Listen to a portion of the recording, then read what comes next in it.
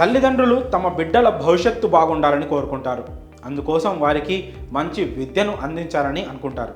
అంతేకాక బేసిక్ నుంచి నాణ్యమైన విద్యను అందిస్తే వారి భవిష్యత్తు బాగుంటుందని తల్లిదండ్రులు భావిస్తుంటారు.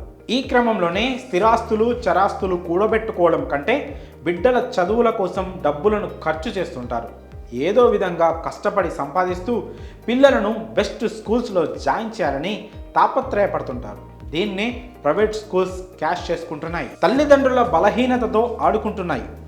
ఎల్కేజీ చదువుకి పీజీ రేంజ్లో ఫీజు వసూలు చేయడం ఇప్పుడు చర్చనీయాంశంగా మారింది. హైదరాబాద్లోని కొన్ని ప్రైవేట్ పాఠశాలల ఫీజులు వెంబేలెత్తిస్తున్నాయి.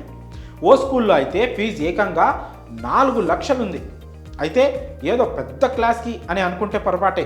కేవలం ఎల్కేజీ పిల్లలకే ఈ ఫీజును వసూలు చేస్తోంది సదరు స్కూల్. ప్రస్తుత కాలంలో వివిధ విద్యాసంస్థలు పిల్లల స్కూల్ ఫీజులను విపరీతంగా పెంచేస్తున్నాయి. పెరుగుతున్న ఫీజులను చూసి పేరెంట్స్కి గుండెల్లో రైళ్లు పరిగెడుతున్నాయి. హైదరాబాద్లోని బాచుపల్లి ప్రాంతంలో ఉన్న ఓ ప్రముఖ పాఠశాలలో నర్సరీ నుంచి ఎల్కేజీలోకి జాయిన్ అవుతున్న పిల్లాడి ఫీజు విని తల్లిదండ్రులకు గుండెపోటు వచ్చినంత పనైంది. ఏకంగా 65% ఫీజులు పెంపును అమలు చేసినట్లు ఆ తల్లిదండ్రులు సోషల్ మీడియా వేదికగా తమ ఆవేదనను వ్యక్తం చేశారు. 2023 విద్యా సంవత్సరంలో సదరు విద్యా సంస్థలో 2.3 లక్షలుగా ఉన్న ఫీజులు 2024 ఏడాదికి 3.7 లక్షలకు పెంచారు. తీరా చూస్తే ఈ పిల్లవాడు ఏప్రిల్లో ఎల్కేజీలో చేరబోతున్నాడని పేరెంట్స్ వెల్లడించారు. సదరు పాఠశాల మేనేజ్మెంట్ కూడా ఈ ఫీజుల పెరుగుదలను సమర్థించుకున్నట్లు తెలిపారు.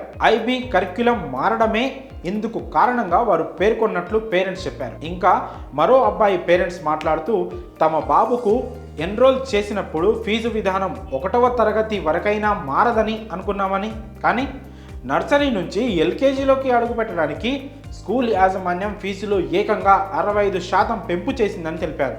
కాగా తమ పెద్ద కొడుకు 4వ తరగతి ఇదే స్కూల్లో చదువుతున్నాడని, వాడికి ఫీజు 3.2 లక్షలని వివరించారు.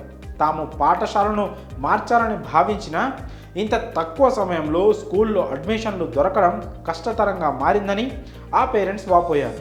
ఇక మరో విద్యార్థి తల్లిదండ్రులు తమ బాధను పంచుకుంటూ 1వ తరగతిలో చేర్చడానికి కూకట్పల్లి ప్రాంతంలో చాలా స్కూళ్లు తిరిగామని, అన్ని చోట్ల ఫీజులు 1 లక్ష నుంచి 4 లక్షల వరకు ఉన్నాయని వివరించారు.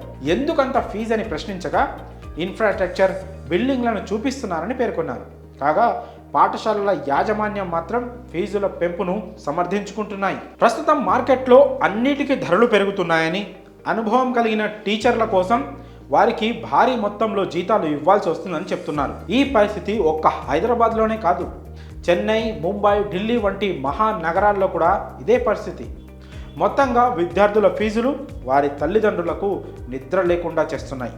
పిల్లల ఫీజులు తల్లిదండ్రులకు గుదిబండగా మారాయి.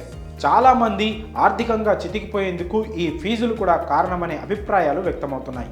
ముఖ్యంగా ఇలాంటి పరిస్థితి మధ్యతరగతి కుటుంబాల్లో కనిపిస్తోంది. మరి ఎల్కేజీ ఫీజు పీజీ రేంజ్లో వసూలు చేస్తుండడంపై మీ అభిప్రాయాలను కామెంట్స్ రూపంలో తెలియజేయండి.